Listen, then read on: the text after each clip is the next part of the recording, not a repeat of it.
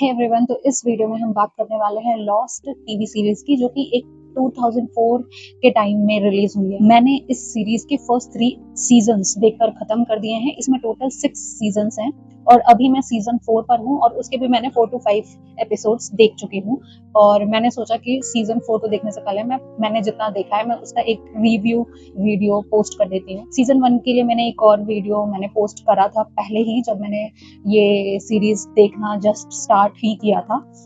पर ओवरऑल अगर हम सीजन 1 की बात करें तो इसमें हम एक आइलैंड देखते हैं। उस आइलैंड पर एक प्लेन 815 जो प्लेन है, वो फ्लाइट है, वो क्रैश हो जाता है और उस प्लेन में जितने भी लोग होते हैं, कुछ तो नहीं बच पाते, पर जितने लोग बचते हैं उस आइलैंड पर एक साथ मिलकर सरवाइव करने की कोशिश करते हैं और हमेशा इस होप में रहते हैं कि कोई ना कोई उस आइलैंड पर आएगा और उन्हें मतलब रेस्क्यू करेगा, उस आइलैंड से बाहर लेकर जाएगा अपनी दुनिया में। ओके, जब तक कि कोई रेस्क्यू टीम नहीं आता, उन्हें एक साथ मिलकर वहां पे सरवाइव करना है, जैसे कि खाने की व्यवस्था करनी है, पानी की व्यवस्था करनी है, शेल्टर बनाना है। साथ ही साथ वो आइलैंड बहुत ज्यादा मिस्टीरियस, उस आइलैंड पर हमेशा कुछ ना कुछ नई चीजें उनको मिलती रहती है। मतलब आइलैंड के बारे में हमेशा कुछ ना कुछ नई चीजें पता चलती हैं और उस आइलैंड पे कोई ना कोई ऐसी एंटिटी है, मतलब मॉन्स्ट्रस एंटिटी है, जो कि किसी को कभी भी कैसी भी तरीके से बहुत ही आसानी से मार सकता है। मतलब वो एक ऐसी एंटिटी है जो कि सही तरीके से आप उससे फाइट भी नहीं कर सकते। कुछ मॉन्स्टर्स है, वो हमें सीजन 1 के फर्स्ट एपिसोड में ही पता चल जाता है कि हाँ, कोई तो मॉन्स्टर उस आइलैंड पर है, पर एक्चुअल में वो मॉन्स्टर क्या है, कैसा दिखता है, वो बहुत ज्यादा मिस्टीरियस नजर आता है। क्योंकि ये एक्चुअल मॉन्स्टर का जो एनकाउंटर है आपको दिखेगा सीजन 2 में कि एक्चुअली में ये है क्या, वो देखने के बाद भी समझ नहीं आता है कि आखिरकार वो क्या चीज है।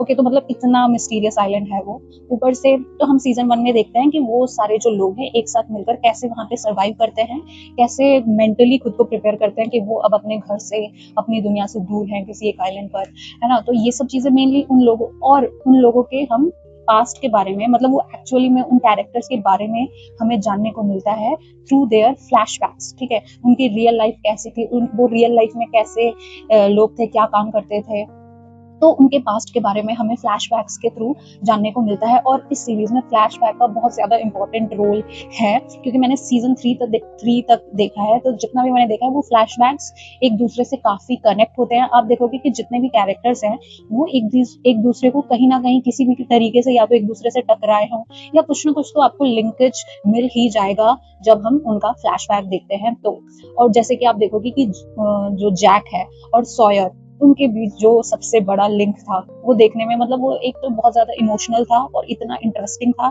कि how they are related.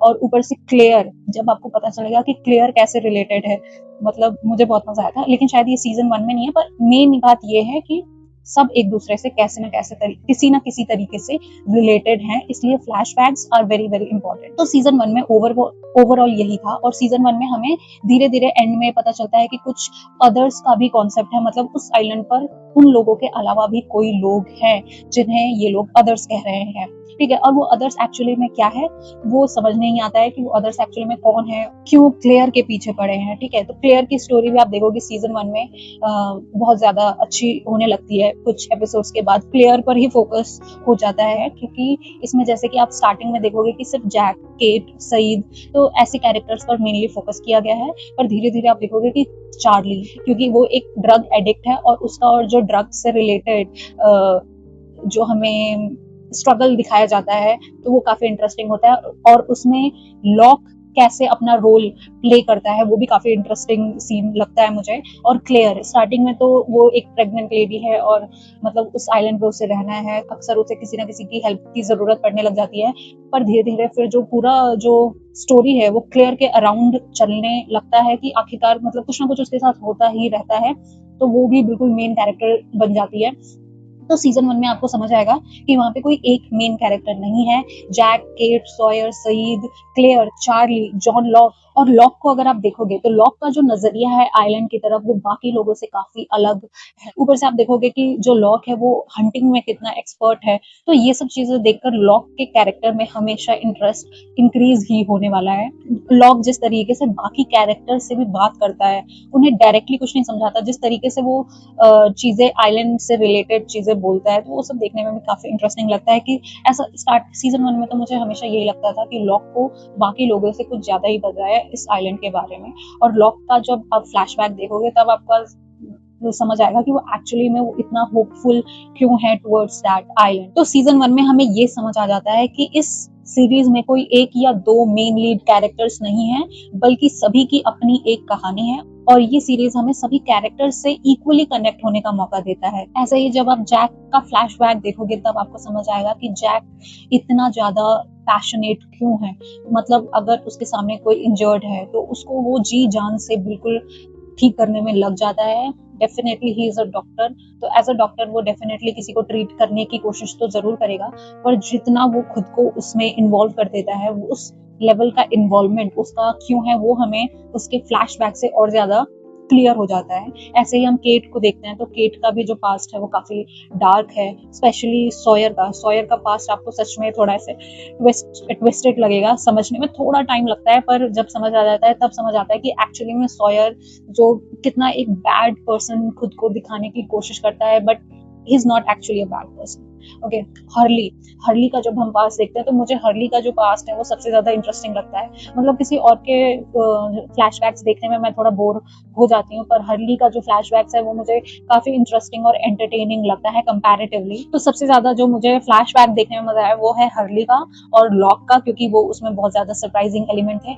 Lock के साथ क्या क्या हुआ है, मतलब लॉक को कितना लोगों ने बेवकूफ बनाया वो आप देखोगे ना तब आपको समझ आएगा कि लॉक का जो कैरेक्टर है वो क्यों इतना ज्यादा खुश है उस आइलैंड पर आकर, क्योंकि उसकी रियल लाइफ में जितनी चीजें उसके साथ हुई हैं, इतनी बकवास बकवास चीजें। मतलब एक होता है बुरा, आपके साथ बुरा होना, एक होता है आपको धोखा मिलना, तो इन दोनों में अंतर है, ठीक है, क्योंकि सबके साथ कुछ ना कुछ बुरा तो हुआ है, पर जो धोखा मिला है लॉक को वो किसी को भी नहीं मिला। मुझे जैक के लिए भी काफी बुरा लगता है क्योंकि उसको भी काफी बिट्रेयल मिला है इन हिज पास्ट लाइफ। तो हाँ, तो betrayal is the biggest trauma. और सीजन 1 में जो हम लॉक है और बून का एक अनएक्सपेक्टेड बॉन्ड देखते हैं वो भी देखने में काफी ज्यादा इंटरेस्टिंग लगता है, और मतलब एक अलग ही डायमेंशन में इन दोनों का बॉन्ड चल रहा है बाकी लोगों से अलग, तो वो सारा सीन देखने में काफी ज्यादा मजा आता है। ओवरऑल जो सीजन 1 है लॉस्ट का वो काफी ज्यादा मजेदार सीजन है, क्योंकि एक तो इसमें जो आइलैंड है वो इतना मिस्टीरियस है, हमेशा कुछ ना कुछ नया हमें इस आइलैंड पर देखने को मिलता है। ऊपर से जितने इतने सारे लोग हैं उन्हें एक साथ रहना है, उन्हें एक साथ सर्वाइव करना है, तो हमेशा कॉपरेशन तो चलता ही है, पर साथ ही साथ इन लोगों के बीच में जो हम कॉन्फ्लिक्ट देखते हैं वो भी देखने में काफी मजेदार है। सॉयर का जो एक ह्यूमर है, एक सरकास्टिक वे है बात करने का, वो भी बहुत ज्यादा इंटरेस्टिंग लगता है। क्लेयर जो कि शी इज वेरी ब्यूटीफुल, और आगे जाके जो स्टोरी टर्न लेती है उसको लेकर वो बहुत ज्यादा सस्पिशियस और मिस्ट्री जैसा हो जाता है कि आखिर क्लेयर के साथ ऐसा क्यों हो रहा है, मतलब क्यों उसके पीछे लोग पड़े हुए हैं, तो ये सब काफी इंटरेस्टिंग हो जाता है। चार्ली का कैरेक्टर डेवलपमेंट बहुत ही अच्छा दिखाया गया है। जैक में कोई ऐसी चीज है ही नहीं कि आप डिसलाइक करो, आप उसका पास्ट भी देख लो, मतलब मुझे उसमें डिसलाइक करने वाली कोई चीज दिखी नहीं। और केट बहुत ही ज्यादा इंटरेस्टिंग कैरेक्टर है, स्ट्रॉन्ग है और फियरलेस है, तो इसको देखने में भी आपको बहुत मजा आने वाला है। लॉक सबसे ज्यादा सस्पिशियस कैरेक्टर, वो अचानक ही सब वहाँ परेशान है कि हम कहाँ फंस गए और ये यहाँ पे खुश है, तो इसका भी जो डायनेमिक लॉक का चलता है उस आइलैंड पर वो देखने में बहुत मजा आने वाला है। यहाँ तक कि जो बून है और शैनन है, इन दोनों का भी जब आप फ्लैशबैक्स देखते हो तो इन दोनों कैरेक्टर में भी अपने आप इंटरेस्ट बनने लगता है, तो सारे कैरेक्टर्स बहुत ही ज्यादा मजेदार है और हमें सबको देखने में काफी मजा आता है। और सीजन 1 की जो एंडिंग है वो बहुत ज्यादा मजेदार है, बहुत ज्यादा इंटरेस्टिंग है, आप सीजन 2 देखने से खुद को रोक ही नहीं सकते, मतलब जिस तरीके से वो एंडिंग हमें दिखाई है। तो सीजन 1 का रिव्यू बस इतना ही। मुझे लगता है कि वीडियो लंबी हो जाएगी, तो मैं सीजन 2 का जो रिव्यू है वो नेक्स्ट वीडियो में अपलोड कर दूंगी। So thank you very much for watching this video and have a good day.